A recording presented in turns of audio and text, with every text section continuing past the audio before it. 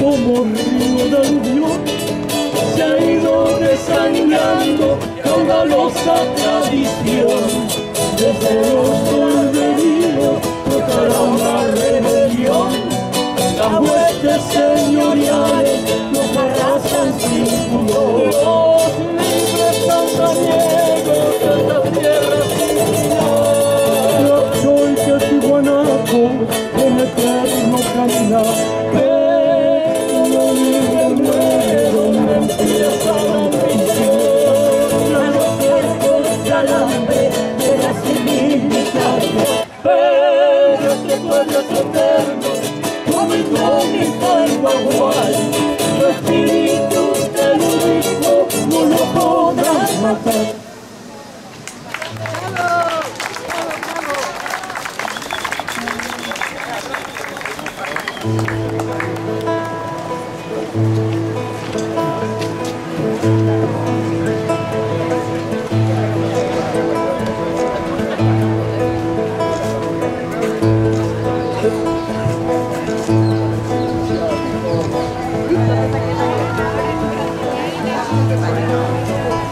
Quien remara mi alma con un chilote y una dama Juana caramba dentro de un bote.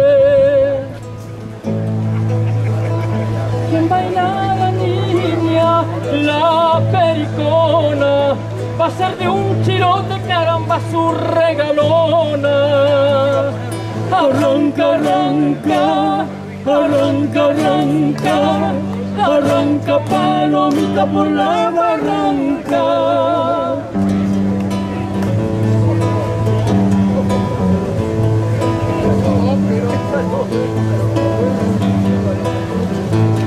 Y tocar a mi alma la guitarrilla y en el fondo de su alma qué maravilla.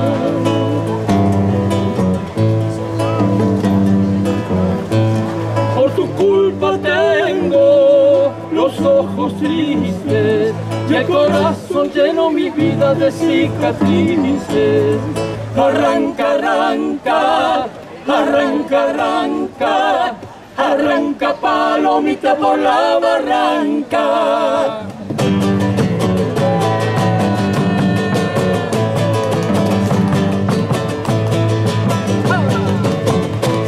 Que pudiera darte picaronazo por tu indiferencia, caramba, los chicotazos.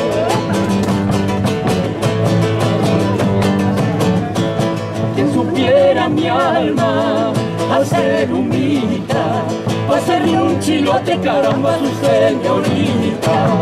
Arranca, arranca, arranca, arranca, arranca palomita por la barranca.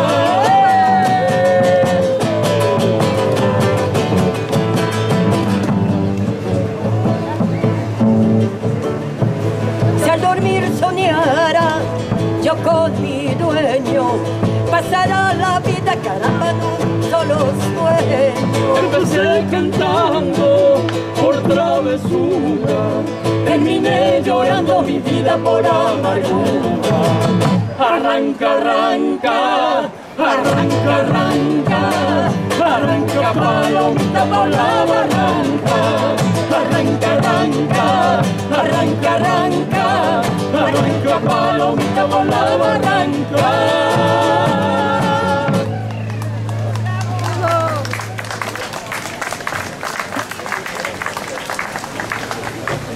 Merci beaucoup au groupe Carnaval. Bonsoir. L'association des anciens, des ex-prisonniers politiques chiliens en France a le plaisir de vous souhaiter la bienvenue pour la 51e commémoration du coup d'État au Chili et pour rendre hommage au président Salvador Allende et à tous les camarades tombés et disparus, victimes de la dictature. Bien. Maintenant, nous allons donner la parole à Madame Geneviève Jacques. Ah, pardon. Pardon. Nous allons donner la parole à Hector Vasquez, président de l'association des ex-prisonniers politiques.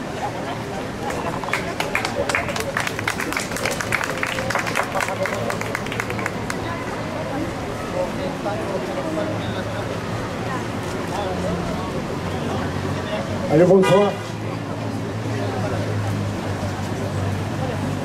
51 ans se sont écoulés depuis le coup d'État au Chili. 17 ans de dictature et 34 ans de gouvernement de transition. La défaite suffit pour le camp populaire il y a 51 ans ne tient pas seulement à nos assassinés, à nos disparus, à nos prisonniers et à nos exilés, mais aussi à l'impact que cette défaite a eu sur la très grande majorité de notre peuple. La dictature a imposé pour la force un système dominé par une petite élite politique et économique qui a su se maintenir au pouvoir grâce au contrôle qu'elle a réussi à imposer aux institutions de l'État et aux médias. Depuis 34 ans, les différents conglomérats politiques qui ont dirigé le pays insistent sur le fait que la dictature est désormais derrière eux, mais en même temps continuent de vanter et approfondir les piliers de celle-ci, en commençant par le modèle économique néolibéral qui fait du Chili l'un des pays les plus inégalitaires au monde, modèle de développement basé sur la surexploitation des ressources humaines et naturelles. Maintenant, les forces armées et les carabiniers sont outils de contrôle par les citoyens, lesquels continuent à réprimer et escroquer les caisses de l'État sans que personne n'y s'oppose. Continuent à s'accommoder à la constitution de Pinochet qui est toujours en vigueur. Acceptent que l'État joue un rôle subsidiaire dans la gestion de la santé, de l'éducation, des retraites, de l'eau au moins de secteur privé. Non, pour nous, la dictature n'a pas terminé. Les conséquences de celle-ci continuent à se manifester dans la vie quotidienne de tous les Chiliens. Et lorsqu'ils sont tentés de renverser cet ordre, comme c'est fait le cas avec la révolte de 2019, ils ont été réprimés par toutes les forces de l'État, comme à l'époque de la dictature. Et comme à l'époque de la dictature, les crimes et les violations des droits humains commis sont restés impunis. Aucun dirigeant politique, aucun policier de haut rang n'a été jugé pour cela. L'impunité étant des héritages depuis le durée de la dictature. Les manifestations massives de 2019 réclamaient un changement politique et économique profond pour le pays. L'élection en 2021 d'un président n'appartenant pas au parti qui avait dominé l'échiquier politique pendant 30 ans a suscité d'énormes espoirs. 3 années se sont écoulées depuis lors et nous attendons toujours que s'ouvre une voie de transformation. On nous parle de la recherche des accords pour faire avancer des projets qui aient un bénéfice des plus démunis, mais dans ces chemins sont laissés de côté vastes secteurs. La déception a été grande. Citons par exemple les expulsions contre les campements des sans-abri qui attendaient du gouvernement qu'il propose des solutions aux graves problèmes de logement, au lieu de la répression. Il en va de même pour la revendication des peuples mapuches. La réponse répressive a été privilégiée en militarisant une partie de Hualmapu, en emprisonnant et en traversant en justice les dirigeants dans des conditions qui ne respectent même pas les traités internationaux signés pour le Chili. Ce n'est pas ce qu'on attendait du gouvernement actuel. On ne s'attendait pas non plus à ce qu'un gouvernement défende la hiérarchie des carabiniers responsables de violations des droits humains commises lors de la révolte sociale de 2019. Cette protection consolide la position d'intouchabilité des forces armées des carabiniers. Ainsi, bien que 30 années se sont écoulées depuis que Pinochet a quitté le pouvoir, son manteau sombre continue de couvrir l'avenir de Chili. L'émergence d'une alternative politique est nécessaire et possible, mais comme nous pouvons le constater, elle ne viendra pas des élites dirigeantes actuelles. Allende nous disait que les processus sociaux peuvent être retardés, prolongés, mais qu'ils ne veulent pas être arrêtés. La lutte contre l'impunité, la lutte pour la vérité et la justice, pour une assemblée constituante, la lutte pour la reconquête des droits de l'éducation, à la santé et à une retraite équitable, au logement, sont des luttes qui n'ont pas cessé, qui sont plus que jamais d'actualité. Ce 11 septembre 2024, nous réitérons notre engagement pour les droits à une vie digne, pour les droits à l'autodétermination des peuples, pour la libération des tous les prisonniers politiques, pour l'État palestinien. La lutte continue.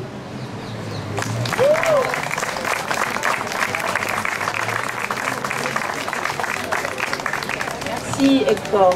Maintenant, nous allons donner la parole à Rodrigo Arenas, député franco-chilien.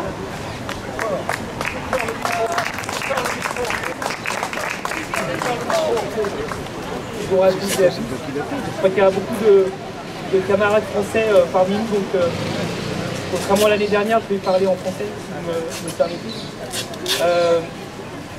Ça fait 50 ans, 51 ans maintenant que nous venons dans ce lieu pour commémorer non pas le coup d'État, mais l'espoir.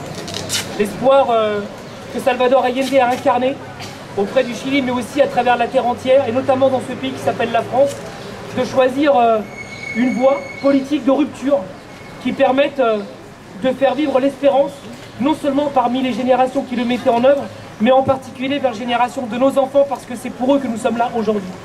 Je pense que quand on regarde les iconographies, les affiches, les photos, la mémoire qui nous appartient à tous, il y a toujours des enfants qui figurent sur ces images-là et des mesures politiques qui se font en leur nom.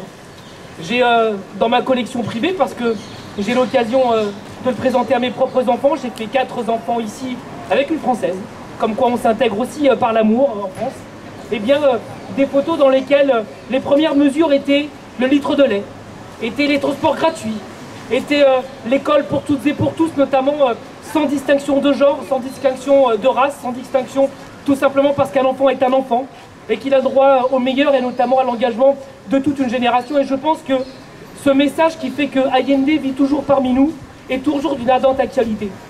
Cette actualité qui fait que nous n'avons pas à transiger avec celles et ceux qui nous demandent de tendre la main vers ceux qui dévoient ce message, vers ceux qui pensent que nous accommodons avec le pouvoir, avec ce que certains appellent un ordre pacifié, amènerait finalement à des réponses qui permettraient à tout un chacun d'être heureux. Non, ce n'est pas une réalité. Je pense que nos camarades argentins présents parmi nous aujourd'hui montrent bien que quand nous trahissons cette rupture démocratique, cette rupture pacifique, cette rupture nécessaire, et bien finalement nous trahissons non seulement ce que nous sommes, mais finalement nous trahissons l'espoir que ces générations portent parmi nous. Nous avons eu l'occasion ces derniers temps d'avoir des gouvernements en Amérique latine qui ont porté justement, y compris parfois dans une demande de changement de constitution, les luttes actuelles. Je pense aux luttes de genre, je pense aux luttes de l'orientation sexuelle qui doit demeurer la liberté une et intransigeante du choix de chacun. Je pense aussi aux peuples originaires qui, y compris aujourd'hui au Chili par le pouvoir en place, sont maltraités et niant ainsi des siècles de lutte contre les oppressions et la négation tout simplement de ce qu'ils sont. Des peuples qui luttent pour pas seulement une langue, pour le droit d'exister dans un état de droit qui respecte leur existence, qui respecte simplement ce qu'ils sont, et qu'aujourd'hui une grande partie de la population en Amérique latine nie, non seulement au Chili mais aussi dans d'autres pays d'Amérique latine. Je pense de façon émue à Milagros Sala, qui en tant que réfugié politique argentine n'est simplement condamnée que par le fait d'avoir lutté pour celles et ceux qui œuvrent pour le droit d'exister sans nier ce qu'ils sont, c'est-à-dire des peuples originaires. Je pense notamment à notre ami au Conseil de Paris, je pense que tu vas prendre la parole tout à l'heure, qui porte ce combat depuis de nombreuses années. Je pense aux associations argentines présentes parmi nous, à Sophie et son conjoint aussi, qui portent cette idée parce que nous ne sommes pas seuls sur ce point-là. Alors, pour ne pas être plus long, je pense que c'est ça qui nous réunit aujourd'hui. C'est vrai que c'est le message original dans les années 70 de Salvador Allende qui nous proposait à toutes et chacun d'aller vers ce socialisme à visage humain, cette rupture avec l'ordre établi, en respectant le pacifisme, en respectant les urnes, avec en face de nous des personnes qui, eux, ne les respectent pas. Je ne ferai pas de parallèle avec Emmanuel Macron qui ne respecte pas les urnes parce que comparaison n'est pas raison, mais tout de même, nous sommes quand même dans une situation particulière où on nous reproche à nous qui portons cet idéal de vivre ensemble, cet idéal démocratique, cet idéal d'essayer d'apporter un changement pour la société, et en particulier pour toutes celles et ceux qui ont été abandonnés pendant 7 ans. Je pense aux personnes âgées, qui sont celles et ceux qui nous ont construits. Je pense à tous ces enfants qui n'auront pas l'école gratuite et qui ne l'ont pas eu à la rentrée scolaire. Je pense aussi à toutes celles et ceux qui luttent et à qui on envoie la police parce que simplement, ils ont l'audace, l'outrecuidance de vouloir lutter pour la planète. Je pense à tous celles et ceux qui aujourd'hui vantent une voiture électrique avec des batteries au lithium dont le carburant, c'est précisément ce qui existe dans le désert d'Atacama, qui est à cheval entre le Chili, l'Argentine, la Bolivie, et qui concrètement sur le terrain crée des écocides, expulse les peuples originaires, maltraite celles et ceux qui osent lever la tête, les mettent en prison parce qu'ils ont simplement l'envie de dire qu'ils ne veulent pas qu'on fasse le saccage d'un continent et que nous avons la responsabilité, nous ici en France, d'expliquer avec une ardente patience, comme disait le poète, que nous ne pouvons pas avoir ici en France des modes de vie dont le coût écologique, dont le coût social et le coût en particulier en termes de droits humains se fasse sur le dos de celles et ceux qui sont restés là-bas, et nous avons le devoir de respecter le droit à vivre ici. Donc oui, nous avons cette responsabilité, et nous avons ce devoir. Et je sais que nous aurons l'audace, nous aurons aussi l'intelligence, par-delà les organisations politiques, par-delà la propagande et les consignes, d'être plus forts que celles et ceux qui nous divisent. Je sais que nous aurons la force et que nous aurons l'audace de continuer à rassembler, de continuer à unir. Parce que si nous avons dans notre cœur, dans notre culture, ce projet latino-américain qui voulait unir par-delà les frontières, eh bien il est notre responsabilité de dire que ces frontières ne se résument pas à l'Europe. Ces frontières ne se résument pas à l'Amérique latine. Ces frontières, simplement, n'existent pas quand on pense l'intérêt général à l'échelle de la planète. Et nous avons cette histoire, nous avons cette culture, nous avons cette responsabilité. Et je sais que tous ensemble, par-delà nos histoires qui nous ont divisés parfois, mais qui nous rassemblent aujourd'hui, eh bien nous ferons vivre finalement l'actualité de Salvador Allende, qu'Allende vivait, et que finalement, comme le chantait très bien Lequila Payún, pour ne citer que, El pueblo unido jamás será vencido. Je vous remercie. Bravo.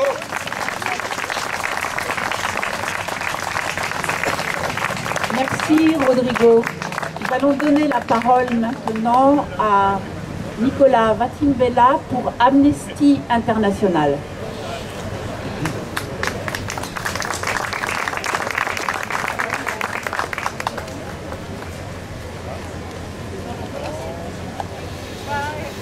Merci, bonsoir, vous m'entendez?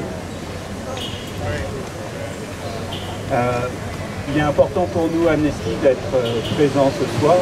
Il est important de se souvenir, bien sûr. Il est important de penser à tous ceux qui ont souffert. Il est aussi important de penser à ce qu'il faut faire pour que ça ne se reproduise plus et pour tenter d'immuniser la société contre ce qui s'est passé il y a maintenant 51 ans. Et nous savons que la tâche est dure.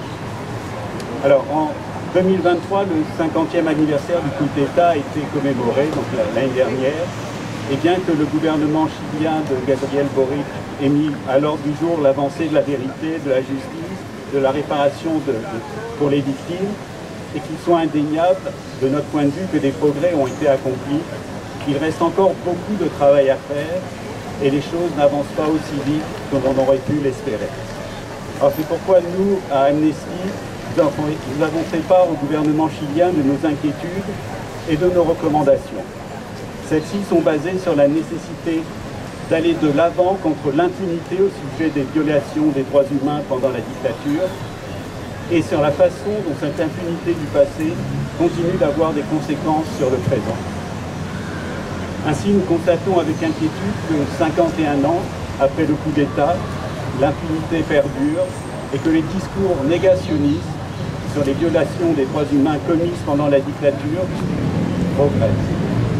Face à cette situation, nous considérons qu'il est essentiel d'avancer sur des mesures concrètes qui protège les luttes des milliers de personnes pour la vérité, la justice, la réparation, les garanties de non-répétition, et renforce la mémoire historique des violations des droits humains. Il s'agit d'une condition indispensable pour construire un pays plus juste et respectueux de la dignité des personnes. La mémoire historique est un pilier fondamental des mesures visant à éviter que des événements aussi dévastateurs se reproduisent. 51 ans après le coup d'État, le Chili ne dispose toujours pas d'une loi visant à protéger les sites mémoriels ni d'archives nationales de la mémoire. Il est crucial que les autorités concrétisent l'initiative visant à se doter d'archives, qu'elles fixent des objectifs précis pour leur fonctionnement et réfléchissent à la participation de la société civile. Il est par ailleurs urgent qu'elles répondent aux besoins du réseau des sites mémoriels et qu'elles adoptent des mesures de protection et de préservation des lieux où des violations des droits humains ont été commises. Les sites mémoriels doivent être respectés, entretenus, valorisés, de sorte à remplir leur fonction éducative.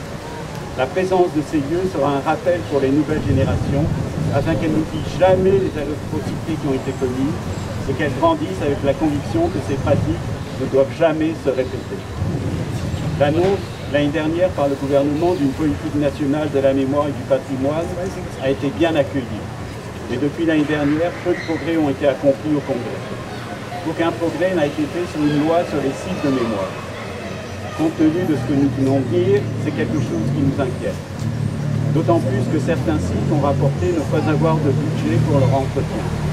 C'est pourquoi nous continuons à appeler le gouvernement chilien à s'engager en faveur d'une loi sur des lieux de mémoire qui reconnaissent, protègent, financent les centaines de lieux qui ont été utilisés par la dictature de Pinochet comme centre de détention, de torture et d'extermination. Cette mesure est une des mesures indispensables, selon nous, pour que le Chili tire les leçons de son histoire et reconstruise les fondements d'une société plus respectueuse de la dignité humaine. Nous le disions hier, l'année dernière, à l'occasion du 50e anniversaire. Nous le redisons aujourd'hui.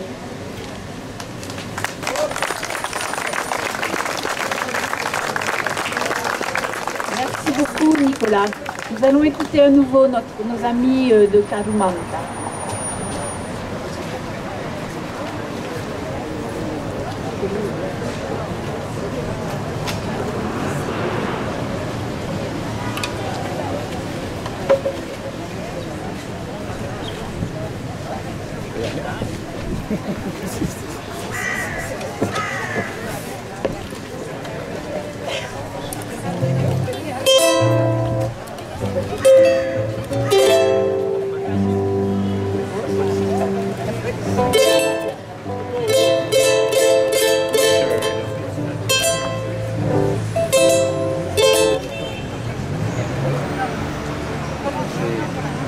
On a parlé de liberté, on a parlé de la mémoire, on a parlé de cette statu quo qui se produit dans tous les pays où on efface la mémoire et on fait volte-face à des problèmes qui sont aujourd'hui latents dans notre quotidien.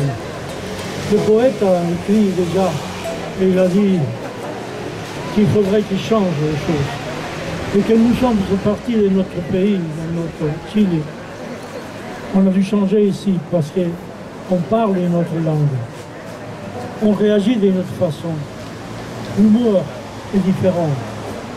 Donc, faisons que les autres changent aussi avec nous pour le meilleur. Donc que ce monde tourne rond et pas comme maintenant à contre-coup.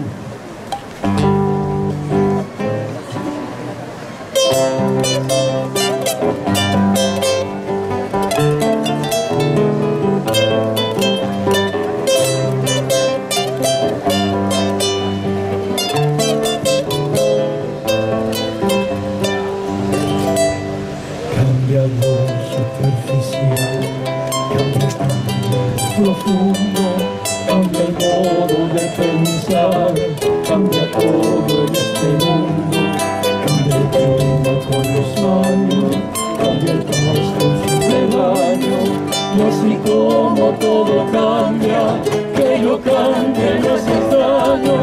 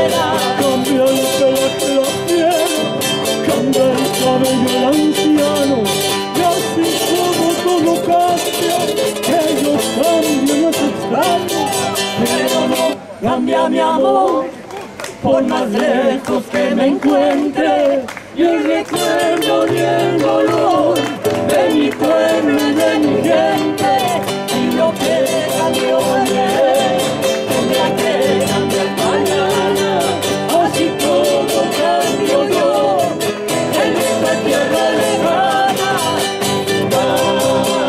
Cambia, todo cambia, cambia, todo cambia,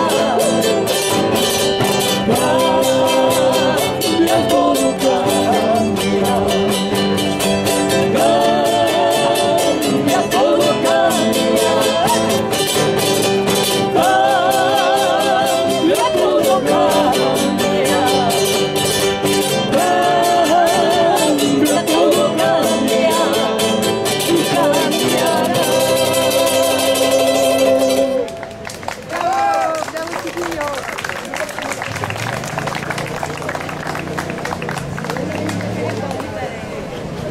Merci beaucoup. Nous donnons maintenant la parole à Madame Geneviève Jacques pour la CIMAD.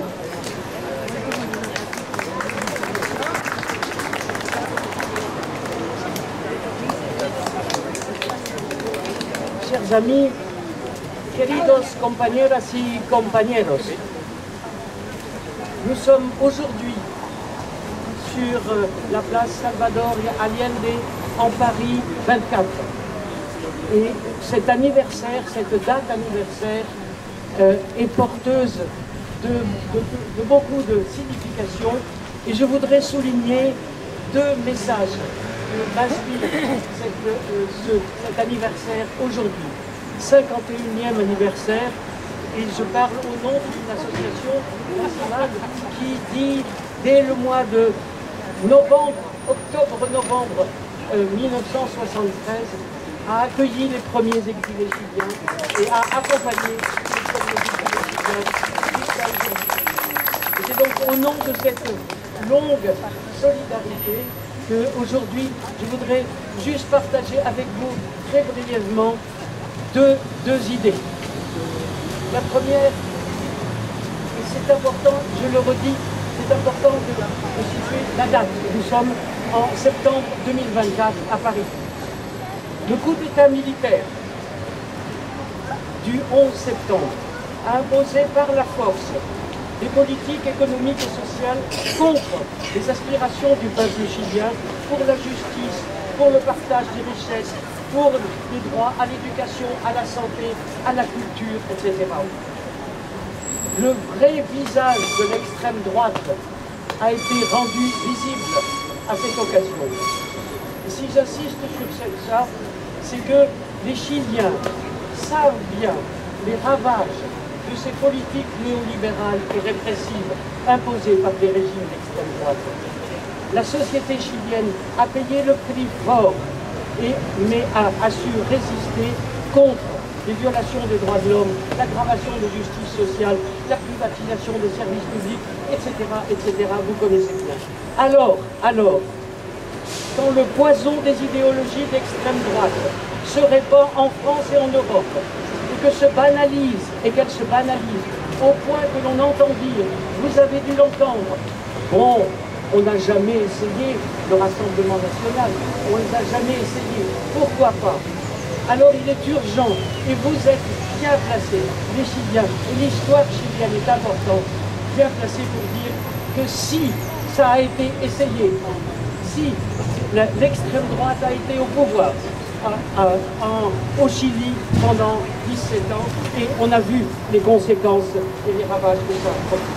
Donc cette mémoire nous concerne tous pour mieux comprendre le danger et s'engager à crier ensemble « jamais ça ».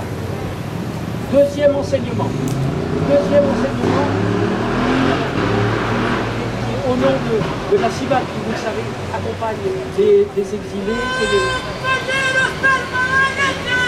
et les personnes étrangères.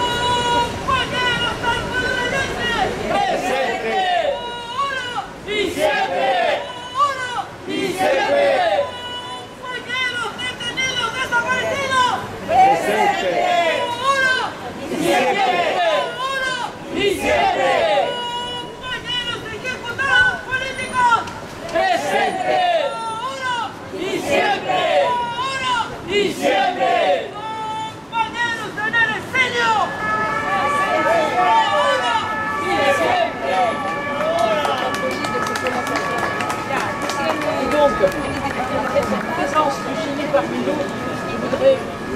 insister sur un second point.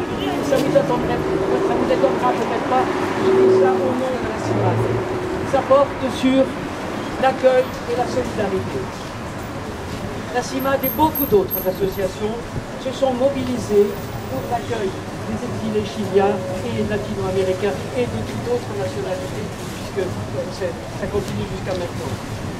Elle s'est engagée, elle a accompagné des hommes, des femmes arrachés à leur pays par la force à cause de leur combat bien souvent, et qui avaient, pour celles et ceux qui avaient le devoir, la charge, triste charge souvent, de décider d'ouvrir leurs valises dans ce pays où ils allaient vivre un temps d'exil dont beaucoup ne savaient pas combien de temps ça avait duré. Donc nous avons essayé d'accompagner ces personnes pour qu'ils trouvent leur vraie place dans notre pays. Et vous êtes ici un certain nombre qui non seulement avaient trouvé une vraie place dans ce pays, mais l'avaient enrichi considérablement. On voit le nombre de ces gens qui ont été élus, qui participent à la vie citoyenne de notre pays. Le mouvement de solidarité, qui à partir de 1973 porté par la société civile, mais aussi les collectivités locales, mais aussi l'État, est la preuve que dans ce pays, la France, il est possible d'organiser un accueil digne des personnes exilées. On peut dire que c'est possible parce que ça a existé. Nous en avons été tous acteurs et témoins. Et c'est donc aussi la preuve que non seulement on peut accueillir, c'est-à-dire élargir un peu sa tente, mais aussi on peut constater 50 ans après à quel point votre présence, vous qui venez du Chili ou qui venez d'ailleurs, enrichit notre société depuis toujours et en particulier maintenant. Et donc, c'est pour que ce souvenir d'un accueil solidaire, d'un accueil réussi qui a commencé en 1973, il y a 51 ans, que cet esprit de solidarité et d'accueil puisse continuer. Et c'est pour cela que quand nous luttons pour une autre politique d'accueil, pour une autre politique migratoire, nous ne voulons pas que ce soit un rêve d'inspiration, mais que le souvenir de l'accueil des latino-américains soit une source d'inspiration pour réclamer des politiques migratoires qui respectent la dignité. Et vraiment, nous disons, avec vous, nous résisterons jusqu'à ce que la dignité devienne une habitude. Merci beaucoup à Geneviève. Et maintenant, nous allons écouter Geneviève également, Geneviève Garrigos, pour la mairie de Paris. Oui, bonjour. Je suis là pour la mairie de Paris et aussi je tiens à excuser Olivier Faure qui devait être là mais qui a été retenu. Vous savez qu'il y a beaucoup de réunions en ce moment. Voilà, donc c'était mon premier point. La ville de Paris s'attache à commémorer et à vraiment installer la mémoire de tous les événements, des événements qui ont eu lieu à Paris, en France, mais aussi à l'international. Cette volonté n'est pas simplement de poser des plaques, de faire des monuments ou juste de finalement déposer des couronnes chaque année. Cette volonté, elle est liée au fait que ceux qui ont torturé, ceux qui ont assassiné, ceux qui ont fait disparaître, pour revenir au pouvoir, voudraient faire oublier leurs crimes. Et nous ne devons pas les oublier. Et pour ne pas les oublier, il faut les instaurer. Il faut qu'ils soient concrètement dans les villes et qu'on puisse s'y retrouver. D'où cette place Salvador Allende, d'où l'allée de Menton qui est de l'autre côté, et d'où de beaucoup d'autres lieux dans Paris. Alors, cette année, nous sommes ici, et effectivement, comme cela a été dit avant moi, cela a un sens très particulier, non seulement pour le contexte en France, mais pour le contexte dans le monde. Et Geneviève disait à l'instant, on les a déjà essayés. Ce que l'on oublie souvent, c'est qu'entre la Deuxième Guerre mondiale, où on a essayé cette extrême droite, les nazis, et ce qui s'est passé ensuite avec les dictatures en Amérique latine, on les a essayés aussi avec la guerre d'Algérie. On oublie trop souvent que le PEN, que l'OAS, tous ces militaires qui ont torturé, assassiné en Algérie, ensuite ont été formés les généraux sud-américains à l'école de Panama. On l'oublie, et ce lien est pourtant important. Et ces gens-là voudraient nous faire croire qu'ils n'ont rien à voir avec la dictature, avec l'extrême droite, avec le fascisme. On sait qui ils sont, on doit les dénoncer. C'est pour ça, cette année encore, eh bien, on est avec vous, on sera avec vous, et on continuera à dénoncer ces crimes, parce que ces crimes, si nous ne les dénonçons pas, ils reviendront. Attention. Merci beaucoup Geneviève. Je rappelle aux intervenants s'ils peuvent limiter leur temps de parole à 3 minutes comme on avait prévu. C'est une question de timing. Donc nous attendons maintenant pour le Parti socialiste chilien Armando Uribe.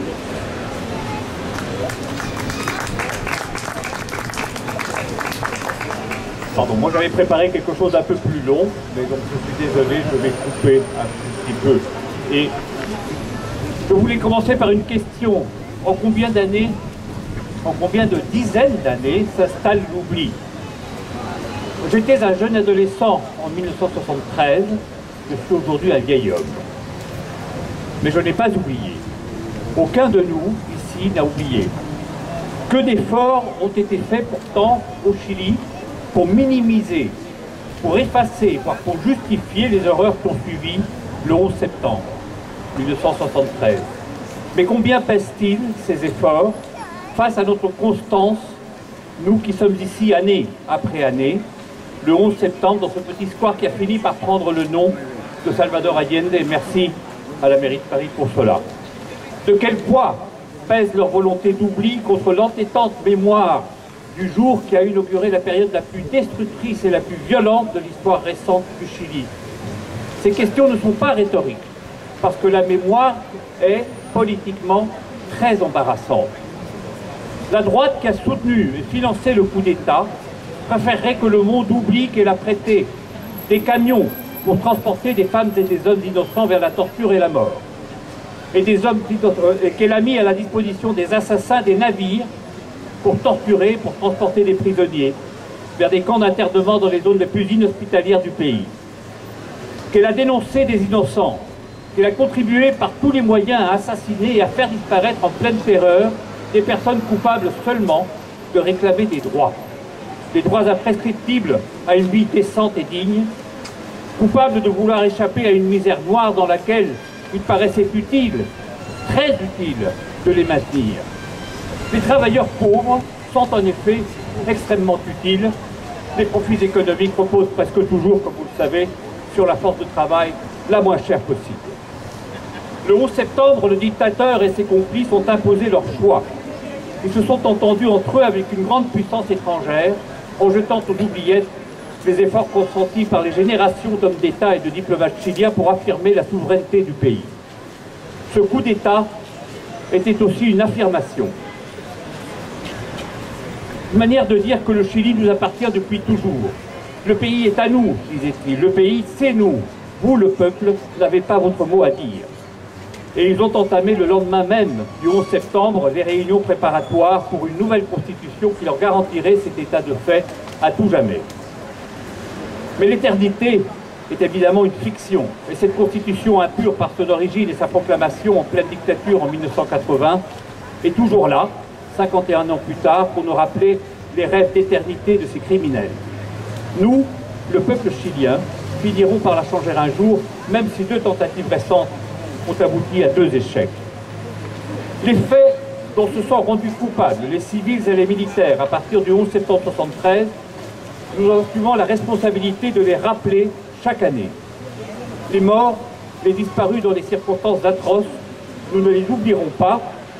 Les torturés, les exilés, ceux qui vivent encore sont restés torturés à vie, et les exilés, nous restons exilés à vie, même lorsque nous revendiquons un exercice plein et entier de nos droits de citoyens chiliens, droits qui sont tronqués, comme vous le savez, une demi-citoyenneté pour le million de Chiliens qui vivons à l'étranger. Aujourd'hui, nous convoquons dans notre mémoire tous ceux qui ont souffert l'horreur. Mais nous nous souvenons aussi que tous ceux qui ont contribué au coup d'État et ont tiré profit de ces 17 années de dictature ont été et sont parfois encore des corrompus. Les militaires comme les civils, ainsi que cela a été mis en évidence par des juges et des journalistes courageux encore récemment. Car l'état inouï de corruption dont souffre le Chili aujourd'hui a pour origine l'impunité pendant 17 ans de dictature et les obstacles innombrables dressés devant ceux qui ont voulu poursuivre ces criminels pendant des dizaines d'années après.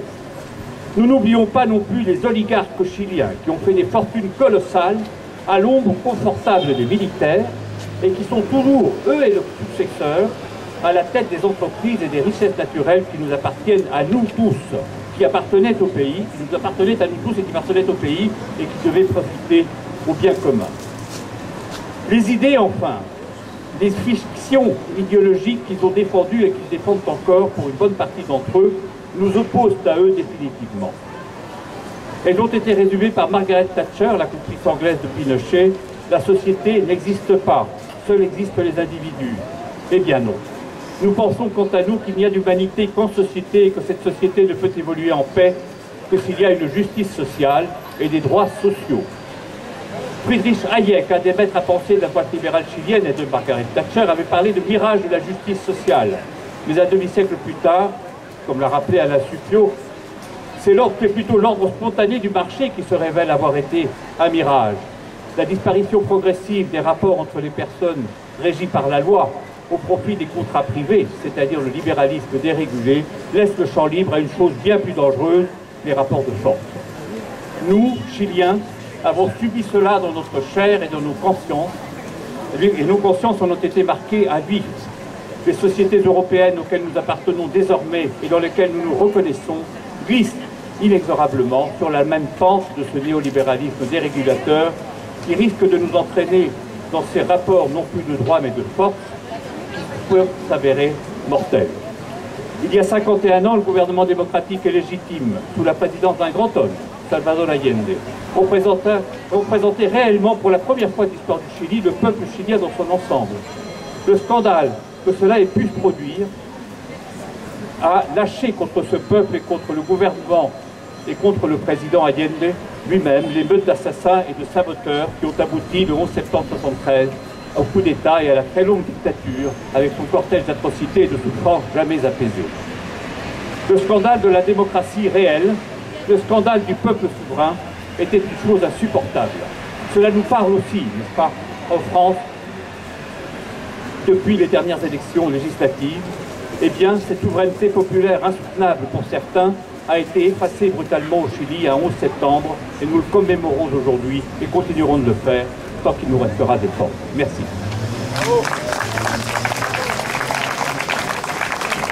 Merci beaucoup, Armando.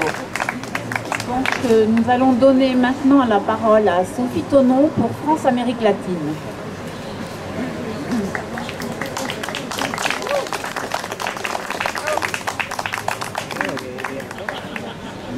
Bonsoir à tous.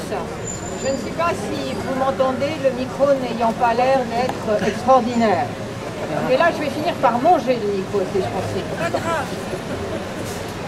Le chemin de la mémoire est difficile au Chili. Il est douloureux, il est difficile. L'élection de Boric avait levé énormément d'espoir.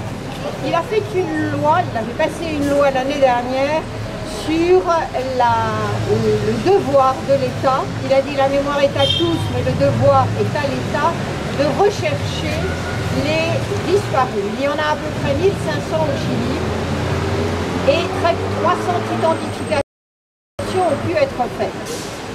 Rappelons que 3500 est le nombre de victimes et sans compter bien évidemment les exilés que beaucoup d'entre vous représentent.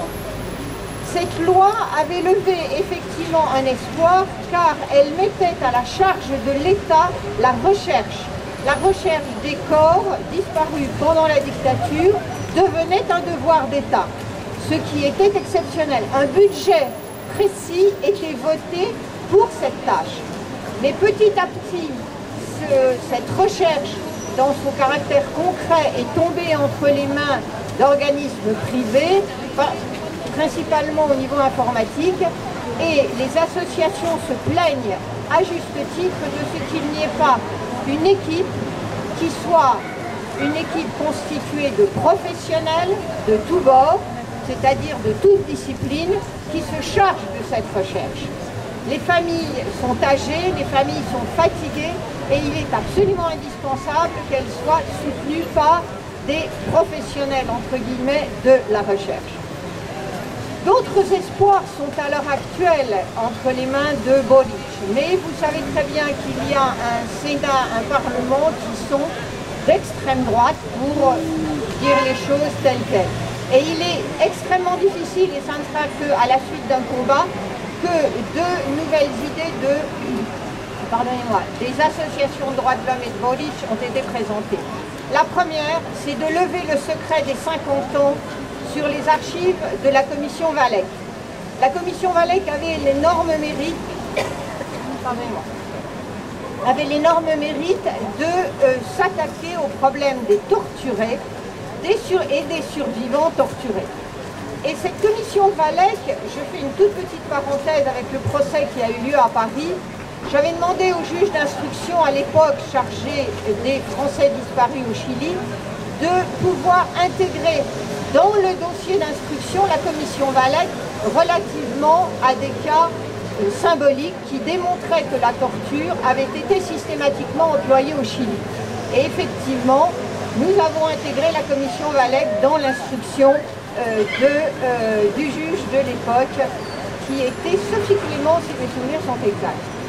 Donc, il y a un secret de 50 ans qui est imposé de par la loi, qui ne peut être levé que par l'abrogation par l'annulation de cette loi, mais bien évidemment, ça sera extrêmement difficile.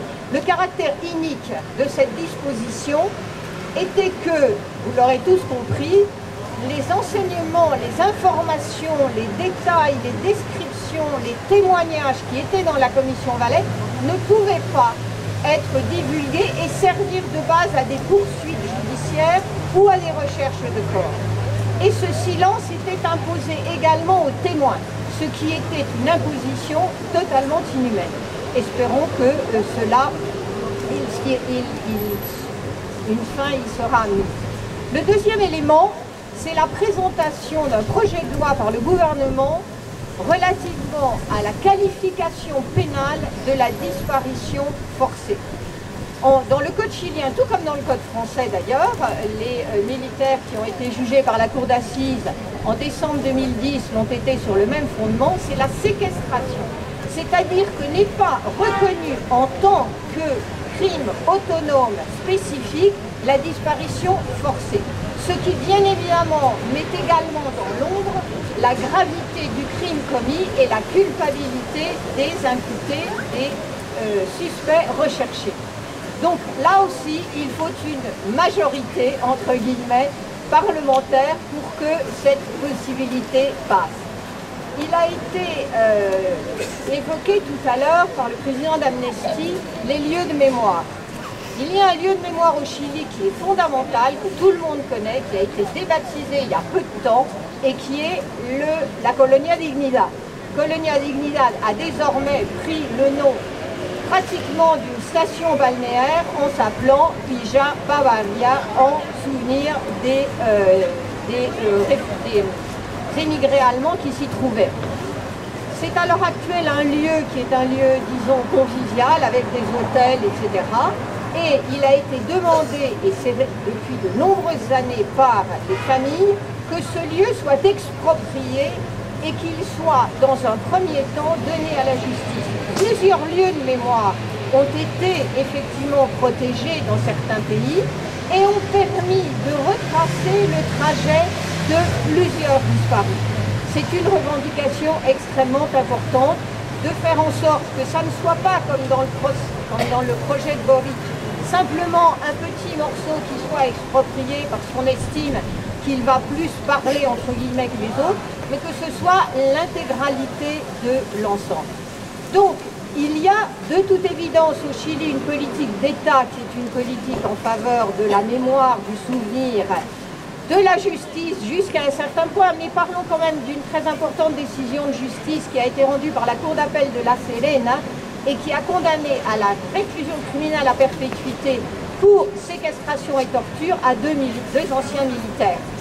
C'est une décision au Chili relativement rare. Vous vous rappelez tous les décisions tout à fait baroques rendues par la justice chilienne de, par exemple, la moitié de la prescription, etc., etc. Donc des avancées sont faites au Chili, mais elles sont très fragiles. Et il faut qu'elles soient soutenues non seulement par le peuple chilien sur le territoire chilien, mais également par nous tous. Je vous remercie.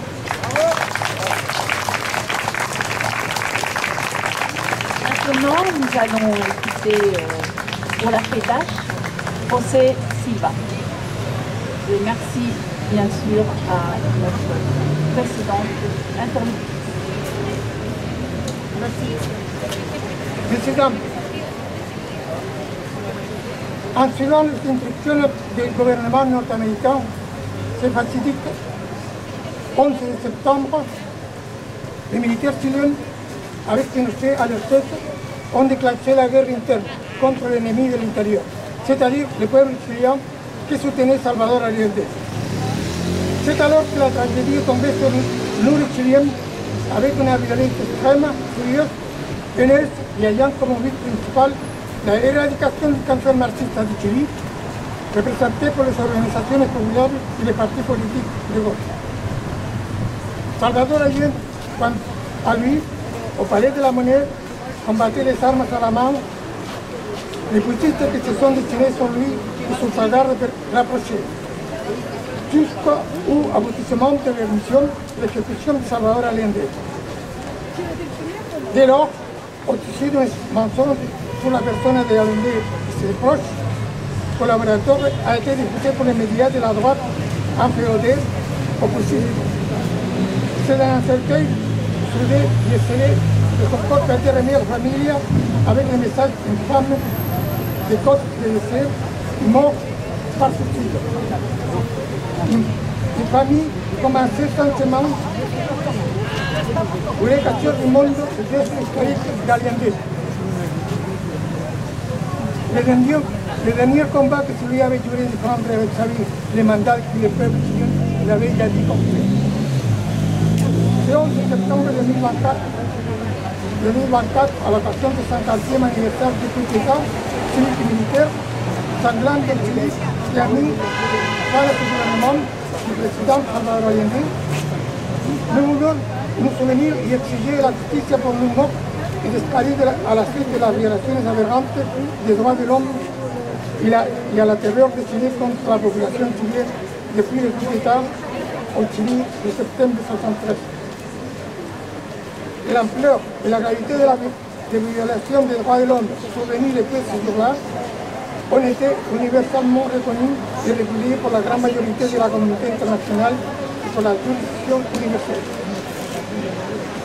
Aujourd'hui, si nous avons remonté à l'époque de la dictature, nous sommes préoccupés pour le fait que chaque jour davantage de cas de violation des droits de l'homme se produisent où la droite chilienne et les hommes d'affaires, avec la complicité des tribunaux, continuent d'utiliser les lois de l'époque de la dictature contre la population de cette région.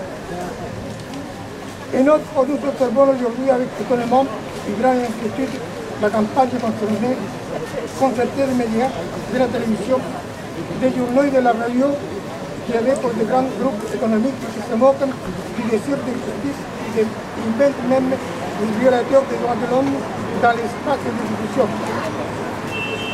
Nous continuerons le combat jusqu'au jour où nous ouvrirons les grandes avenues pour laisser passer les hommes et les femmes libres. Merci à vous. Merci José. Maintenant, nous appelons pour nos camarades uruguayens, pour l'association Donde Están, José Muñoz.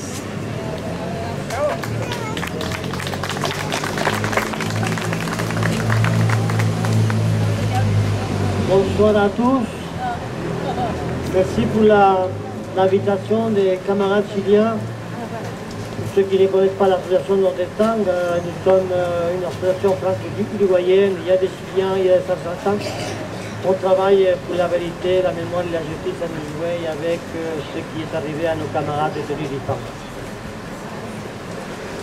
Aujourd'hui, au nom de mon association, je veux rendre hommage à notre camarade et ami Salvador Allende, en référent de la lutte des peuples pour la liberté, l'émancipation et le socialisme. En 1972, dans un discours devant l'Assemblée des Nations Unies, Salvador Allende faisait sienne la phrase de Pablo Neruda qui disait « Le Chili est un Vietnam silencieux ». Il faisait allusion au blocus invisible imposé au Chili par les États-Unis. On oublie souvent de dire que les États-Unis, c'est le principal responsable de ce qui arrive à nos peuples. Et ça, il faut le dire haut et fort et partout dans le monde. En effet, depuis 1970, un plan d'action destiné à provoquer l'effondrement économique du pays s'est mis en place et progressivement avec l'aide de la droite chilienne conservatrice, du pouvoir judiciaire, des blocages patronaux, une déstabilisation importante s'est installée dans ces pays et qui a fini avec le coup d'État du général Pinochet, ce monstre de génocide que le 11 septembre finira avec le gouvernement démocratiquement élu. Nous connaissons tous les horreurs que le peuple chilien a connues. Les horreurs, l'assassinat, l'emprisonnement, la torture, la disparition de tous les celles et ceux qui résistaient au fascisme qui commençaient à s'installer. Ce sera le début du plan Condor, cette gigantesque machine de la terreur organisée par les États-Unis et exercée par toutes les dictatures qui étaient installées déjà, comme le Brésil, le Paraguay, et pour celles qui allaient s'installer plus tard, comme c'était celle de l'Argentine, de l'Uruguay, qui venait tout juste de commencer. Nous vivons aujourd'hui des temps de révisionnisme et négationnisme dans nos pays, aussi bien au Chili, en Argentine, au Paraguay, au Brésil, qui veulent faire passer les victimes par des responsables des arbitrariétés et des tortures et des génocides qui sont commis les militaires dans nos pays. Ils veulent tuer la mémoire, la justice et la vérité. Mais nous ne les laisserons pas faire. Ils ne vont pas arriver à cette fin macabre. Nous devons rester unis, actifs et solidaires, nous tous, Argentins, Péruviens, Chiliens, Uruguayens, tous ceux qui sont ici, Français aussi, parce que la France, elle vit aussi des situations très difficiles, très complexes. On voit ce qui se passe avec l'extrême droite, aussi bien ici que dans nos pays. Donc, je vous invite à tous à continuer à se rassembler, à rester actifs et solidaires entre nous tous. Vive le président Allende! Vive la lutte du peuple chilien pour le pays plus juste, meilleur et solidaire! Vive nos camarades détenus disparus! Jamais plus terrorisme d'État en Amérique latine!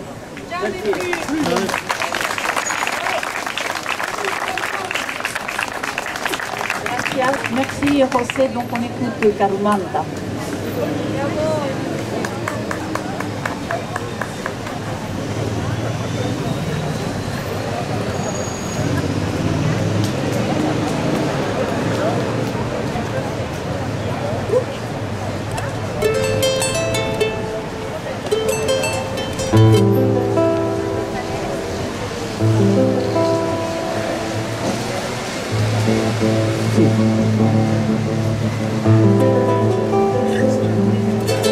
Caerá en la tierra una lluvia sin fin, un gran diluvio que apague el dolor de tanta muerte y desolación y fertilice nuestra rebelión.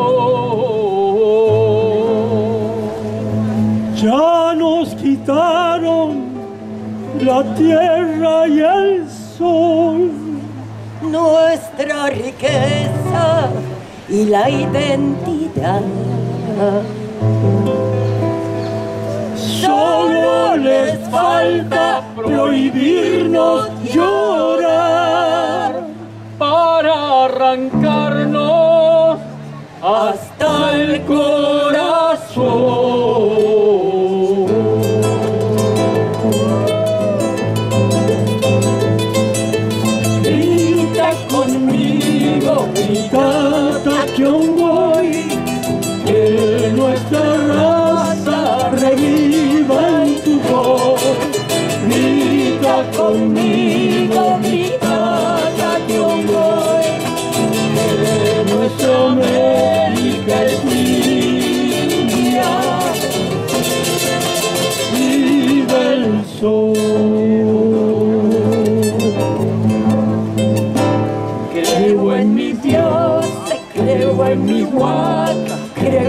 la vida y en la bondad de Viracocha, creo en el límite Pachacamac.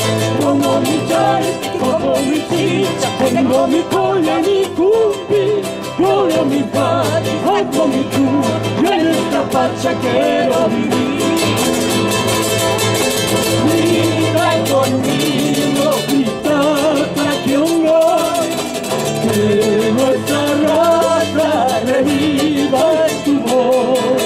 Grita conmigo, grita que un gol, que nuestra América es limpia y del sol. Creo en mi Dios, creo en mi Huaca, creo en la vida y en la bondad de Viracocha, creo en el Inti Pachacamac. Como mi charqui, como mi chicha, tengo mi colla, mi cumbi, yo mi Huaca, hago mi cruz, y en esta pacha quiero vivir. Creo en la pacha, quiero vivir, creo en la pacha, quiero vivir, creo en la pacha, quiero vivir. Creo en mi Dios, creo en mi Huaca, creo en la vida y en la bondad de Viracocha, creo en el Inti Pachacamac. Como mi charqui, como mi chicha, tengo mi cola, mi cumbi, yo mi Huaca, hago mi chus, y en esta pacha quiero vivir. Grita conmigo, grita que un gol, nuestra raza reviva en tu voz.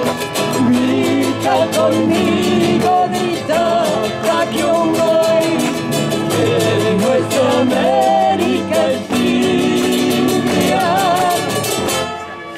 y del sol. Gitanos, gitanos, la tierra que soy.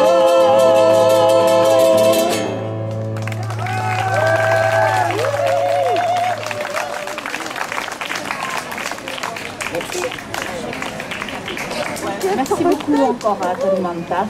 Donc maintenant nous allons écouter Antonio Valdivia pour le Parti communiste chilien.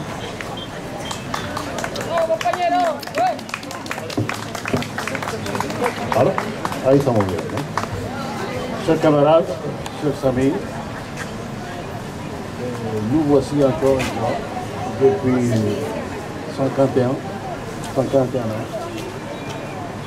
On est plus vieux, on a moins de cheveux que ce temps, mais on a l'espoir, on a la continuité de la lutte.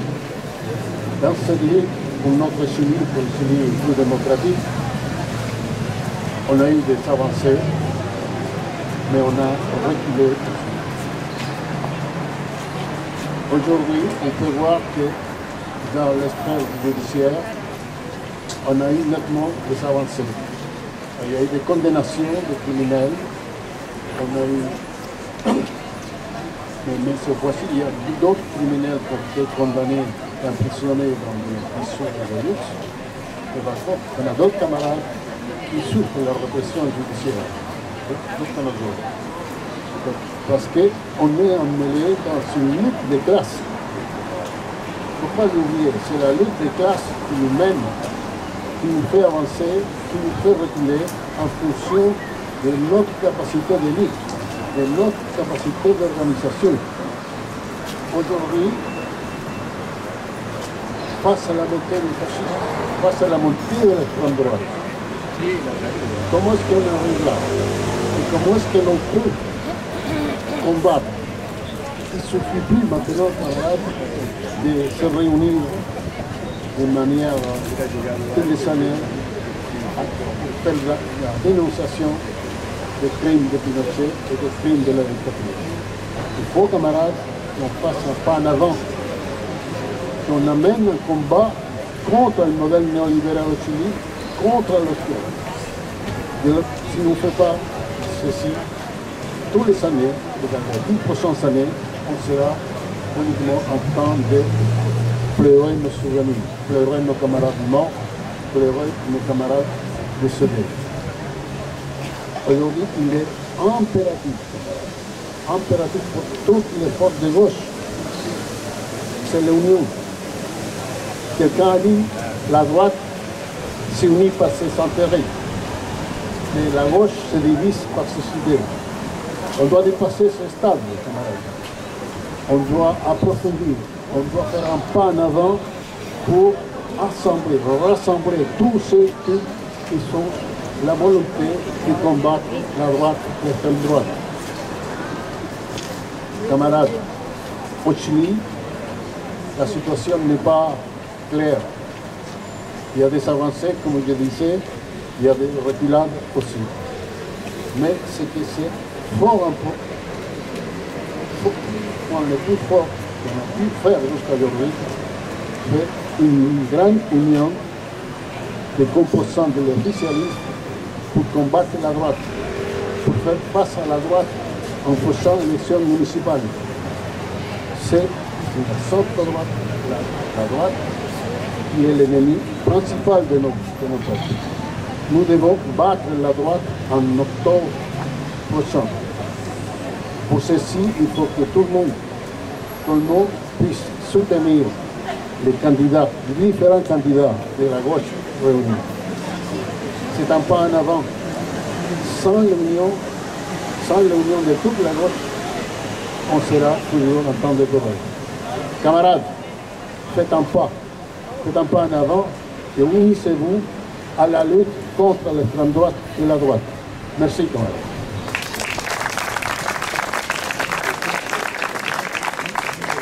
Merci beaucoup. Nous attendons maintenant l'intervention de Lise Bouzidi pour le Comité international pour la libération et la vie de Mauricio Ramiro.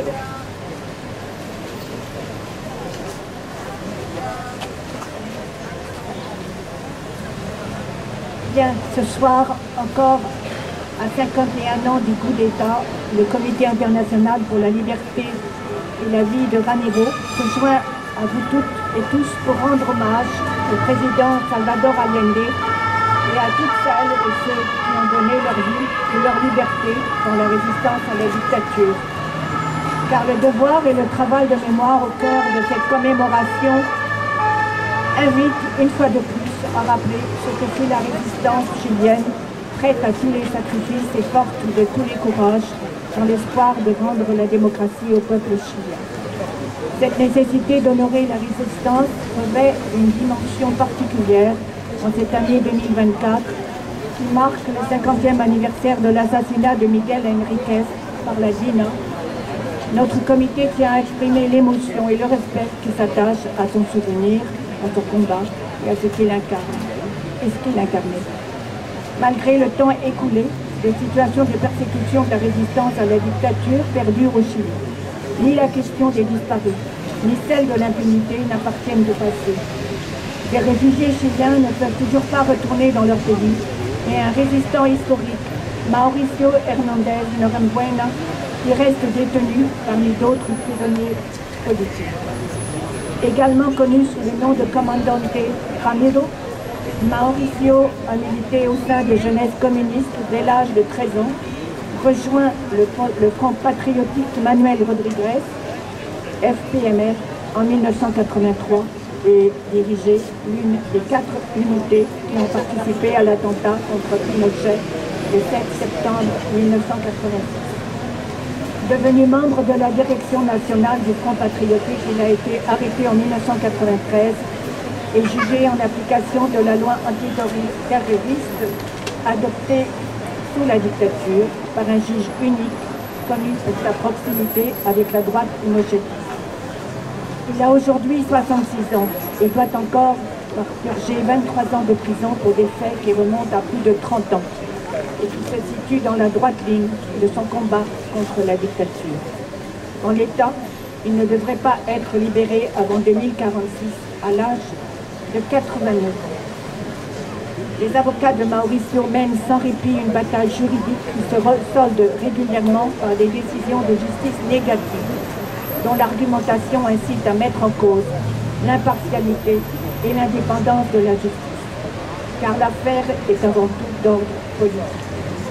La situation de Mauricio interroge sur la reconnaissance effective des autorités chiliennes envers cette génération de résistants qui ont lutté au péril de leur vie et de leur liberté contre la dictature dont le commandant Ramiro reste en quelque sorte l'otage. Son maintien en détention constitue une transgression éthique du moment actuel de l'histoire du pays et ne se comprend pas plus de 50 ans après l'instauration d'une des dictatures les plus impitoyables du monde. Sa situation témoigne aussi de la persistance de la prison politique au Chili, qui frappe également des militants plus jeunes de la période actuelle, notamment la révolte sociale et des militants de la cause Mapuche, comme illustre la très lourde condamnation infligée à Héctor Yaitu. Le Chili se libérera-t-il jamais de son passé dictatorial en mettant fin à la prison politique? C'est ce que nous demandons en exigeant la libération de Ramiro et de tous les prisonniers politiques.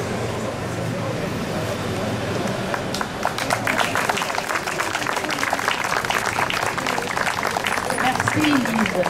Et je ne sais pas si j'appelle quelqu'un de la CGT. Est-ce qu'il y a quelqu'un de la CGT? Bon, je crois que non. Donc la CFDT.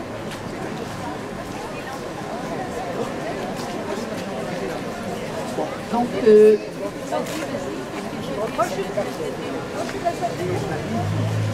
si vous aviez prévu de parler, c'est vite.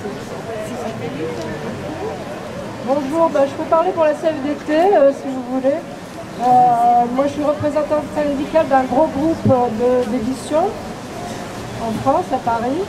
Et je suis depuis de longues années la cause des Chiliens, puisque pour ma part, mon frère avait été séquestré en Uruguay, disparu, puis longuement torturé, et il a fait ensuite 50 camps et il est sorti parce qu'il était tout pamaro et il faisait des faux papiers pour sauver les familles qui en 73, avec le coup d'État en Uruguay, étaient pourchassés.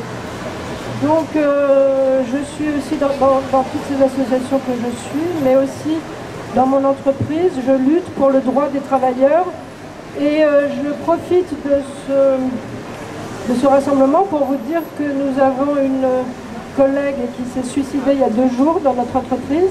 C'est pour vous dire qu'en France aussi on lutte et que c'est vraiment la merde, quoi. Je ne peux pas vous dire autre chose, c'est vraiment la merde. Il faut qu'on lutte ici, là-bas et partout, quoi. C'est sans fin, je crois que c'est sans fin, mais c'est bien qu'on puisse avoir des moments comme ça où se retrouver tous, parce que, comme je dis toujours, on est une grande famille, chiliens, uruguayens, argentins, français, péruviens. On est une très grande famille et c'est très très important de se tenir les coudes. Voilà.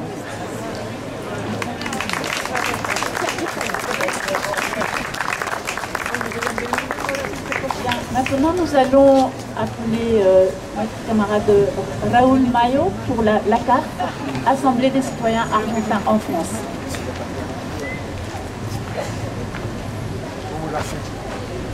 Bonjour à tous, je suis Raúl Mayo de la Asamblea Ciudadanos Argentinos en Francia. Acá para mí es un honor representar a los compañeros que de corazón están con ustedes, porque indudablemente todo lo que pasó y pasa en Chile siempre nos toca permanentemente. Sí, yo lo primero que me puedo acordar es que en el 73, el 11 de septiembre, yo tenía 20 años y yo como cientos de miles de compañeros y compañeras salimos a condenar ese maldito golpe de Estado, peleando por ellos y pensando de que con los compañeros chilenos eso lo paraban los chilenos, nosotros íbamos a parar el de nuestro pueblo, el de nuestra patria. Bueno, la historia nos muestra lo que pasó con esa dictadura genocida en Chile y después fue Argentina. De esos cientos de miles de compañeros que participaban en las calles con su lucha y su entusiasmo por Chile y por la Argentina, y muchos otros que ya estaban en la Argentina y Uruguay, bueno, muchos de esos compañeros no están más. Y es un poquito en representación de ellos que yo y ustedes hacemos siempre más o menos la misma promesa, de que alguna vez, como dijo Allende, se van a abrir las alamedas para los pueblos libres. Nosotros vamos a seguir en esa, vamos a seguir esa lucha, porque hay una cosa que mismo si el enemigo es global y pega duro, pega fuerte, y no pega solamente a un país, pega a toda nuestra región, hay una cosa que es muy clara, nuestros ideales son grandes, son fuertes y abarcan toda la patria grande. Así que compañeros, nosotros siempre con ustedes, la lucha continúa.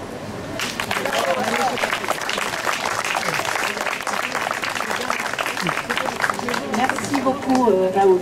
Donc avant de réécouter nos camarades de Calmanta, j'ai quelques petites annonces à vous faire.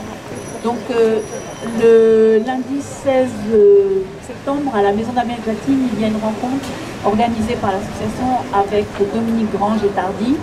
Ensuite il y aura une activité le 21 septembre de soutien, entre autres de soutien pour la FEDAH, et il y aura des stands, donc notamment un stand pour le soutien au monde diplomatique chilien. Merci beaucoup et nous écoutons Calmanta.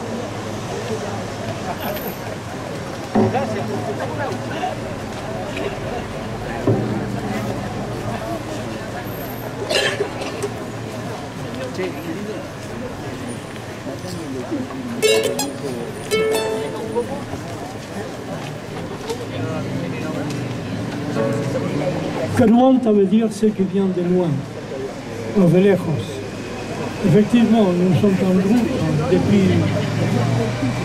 depuis l'arrivée, mon arrivée en 73 en France, en tant qu'exilé. On a commencé à chanter, on n'a jamais arrêté.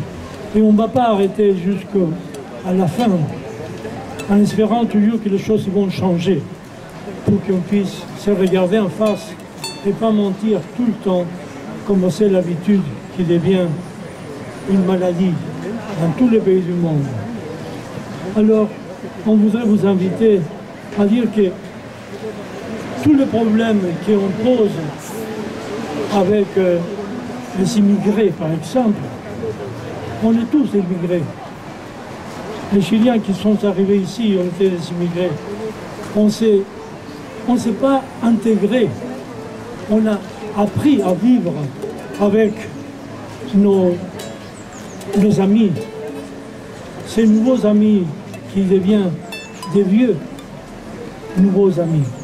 Parce que la question, c'est que dans ce Chili austral, d'où nous venons de Punta Arenas, terre de feu,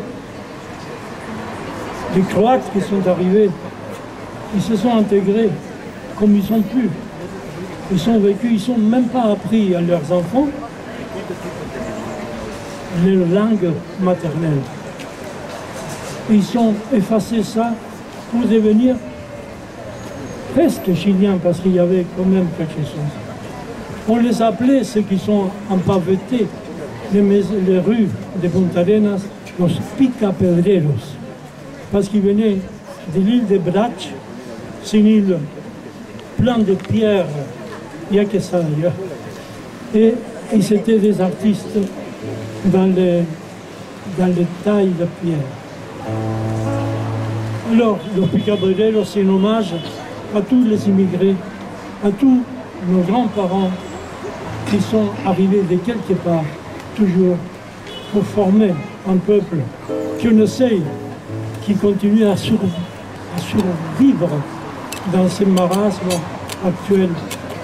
On ne sait pas où on va, mais nous savons qu'on est à la recherche de la vérité, de la justice et de la dignité.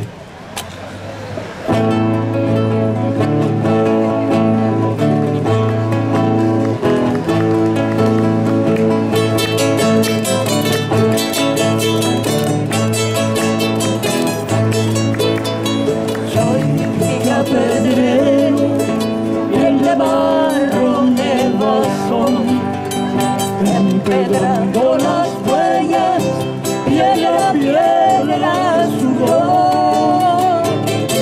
Las manos no las siento, me las quemó el viento, casi se descarcha el corazón.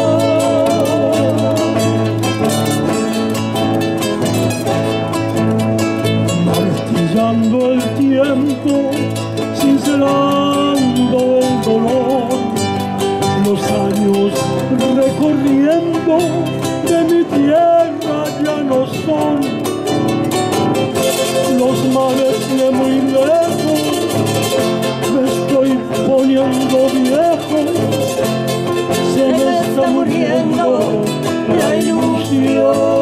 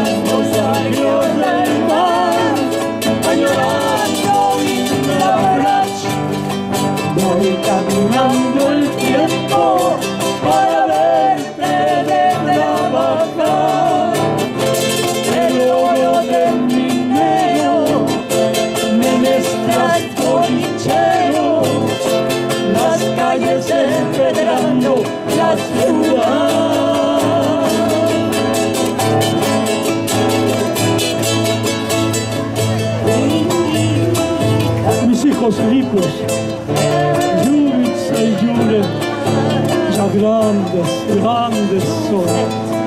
Ellos sí fueron a la escuela y tuvieron juguetes. Ellos tuvieron lo que nunca tuve yo.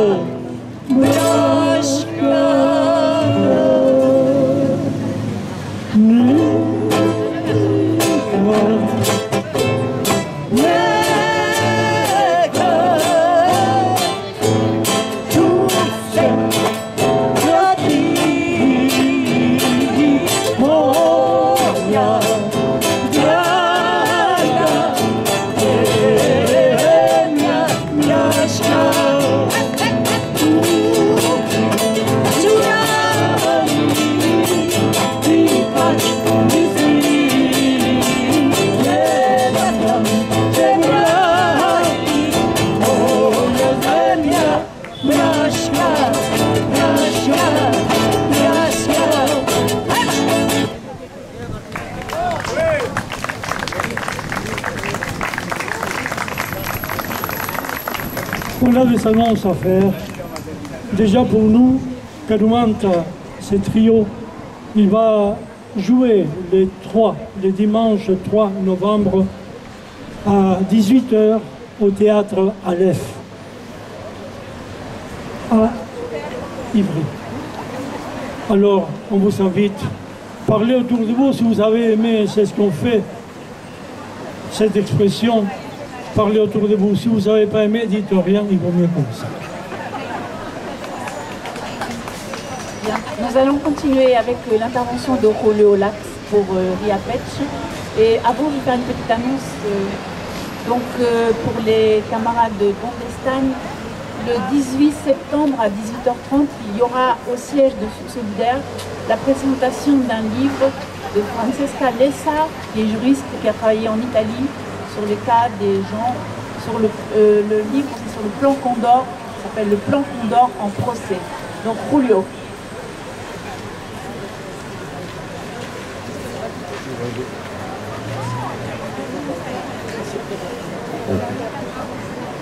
Oui, bonsoir. Je vous parler au nom de RIAPECH et le réseau international de soutien d'appui aux prisonniers politiques au Chili. Parce que la prison politique au Chili perdure, malheureusement, encore pour les prisonniers de la révolte. Ça a été énorme et ça continue pour les prisonniers politiques mapuche et on a écrit un texte un peu long, on n'aura pas le temps de vous lire, on ne va pas vous ennuyer, mais avec tout ça, vous pourrez le lire bientôt dans notre page Facebook et dans notre site. On va le traduire en français, on n'a pas eu le droit encore. Je vais vous lire juste, je vais vous lire un peu les débuts et un peu de la fin, comme ça vous aurez peut-être envie de lire le milieu. On dit qu'aujourd'hui, à 51, j'ai traduit, 51 années du coup d'État au Chili, notre réseau il rend hommage à la résistance héroïque contre la longue et sanglante dictature civilo-militaire. À ceux qui sont tombés en luttant, en combattant, à ceux qui ont mis en péril leur vie et leur intégrité physique dans les combats pour la liberté et la justice sociale, à nos compagnons disparus et exécutés, et à la lutte héroïque du peuple qui a lutté contre la violence des classes dominantes avec le soutien des États-Unis et de l'Occident. Le peuple il s'est levé, il s'est révolté de nouveau parce que les choses n'avaient pas changé depuis la dictature. Les modèles implantés par la dictature à feu et à sang a été continué par tous les gouvernements des centres, des soi-disant gauche, etc., jusqu'à aujourd'hui.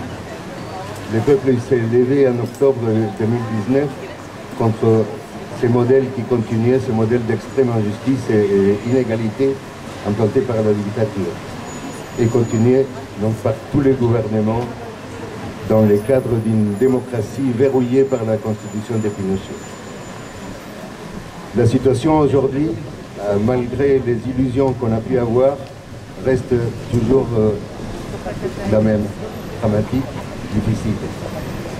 Pour les prisonniers politiques de la révolte, seulement 13 prisonniers politiques ont été, malgré les promesses du président, et seulement 13 ils ont été amnistiés et immédiatement face à la férocité de la droite qui a attaqué immédiatement ces amnisties, l'initiative en est restée là. Plus personne d'autre a été amnistié.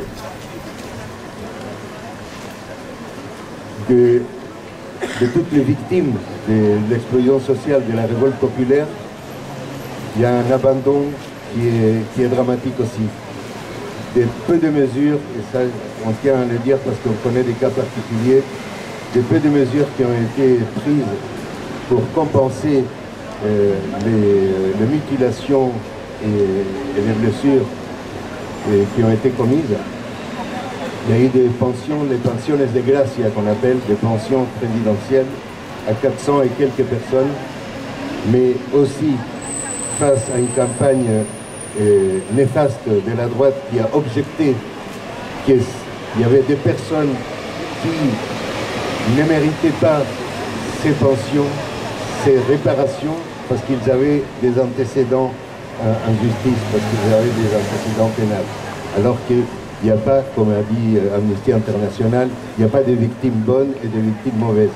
Il y a des victimes, quelles qu'ils soient leurs... Et immédiatement, alors, le gouvernement a cédé, encore une fois, et a retiré au moins 25 de ces pensions en laissant les victimes sans l'aide de l'État, sans que l'État assume ses responsabilités. Et on finit par dire alors que les exigences de la révolte populaire, les droits à la santé, à l'éducation, l'accès à l'eau, au salaire, et aux retraites correctes, décentes, les droits à une vie digne, en somme, Ils sont restés aussi en attente à point mort. On n'a pas gagné, on n'a rien gagné, mais la lutte pour une société juste continue, malgré les reculs et la fragmentation du mouvement populaire. Le meilleur hommage que dans l'extérieur on peut donner à nos compagnons tombés dans la résistance contre la dictature, c'est continuer le soutien inconditionnel à ceux qui continuent aujourd'hui le combat. Siamo tutti antifascisti, comme disent les jeunes dans les manifestations en France.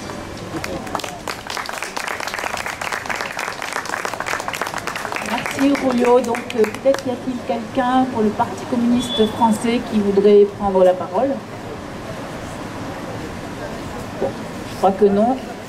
Donc en attendant une dernière petite annonce, vous avez ici parmi nous Sergio Zamora qui a quelques livres en vente, notamment un livre qui s'appelle Siete Horas en la mano de la Dina. Donc si vous voulez par ici, si vous avez envie de pouvoir aller voir. Et ensuite nous allons redonner le micro à Carumanta.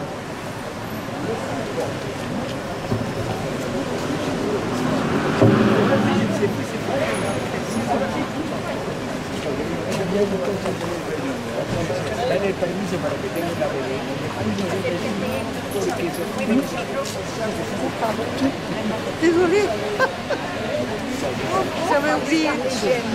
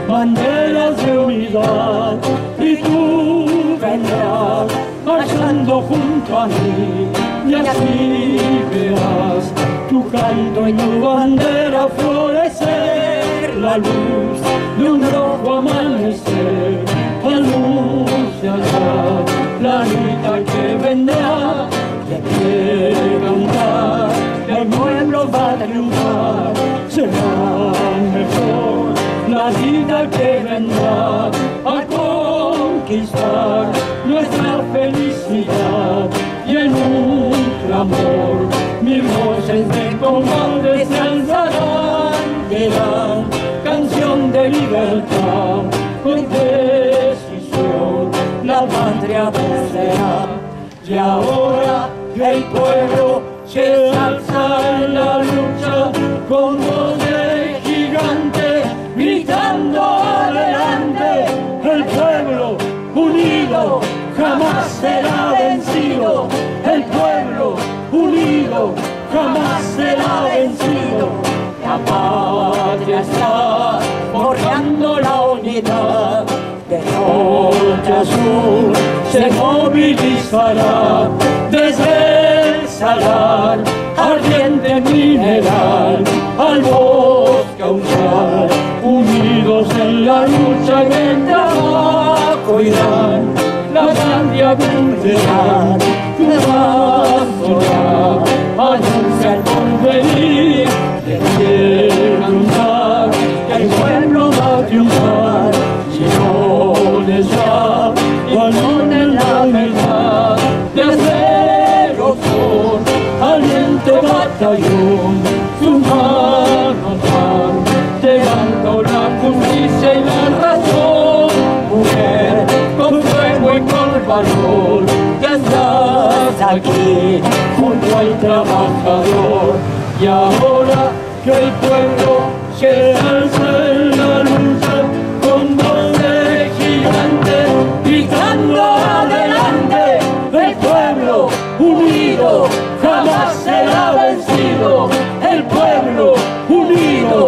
jamás será vencido. La la la la la la la la.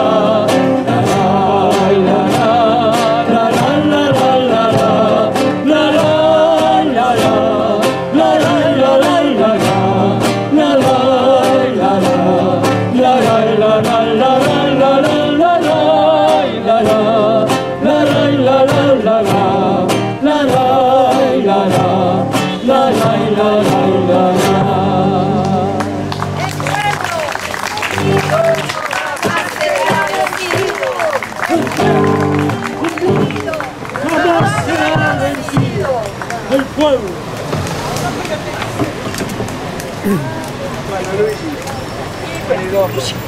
Dentro de 2 días te mando un mensaje. Ben écoutez, nous sommes désolés de nous arrêter là, c'est dommage. Mais au nom de l'association des ex-prisonniers politiques chiliens en France, nous remercions toutes les associations, toutes les personnes qui ont pris la parole et bien entendu le public très nombreux, ainsi que le groupe Carumanta.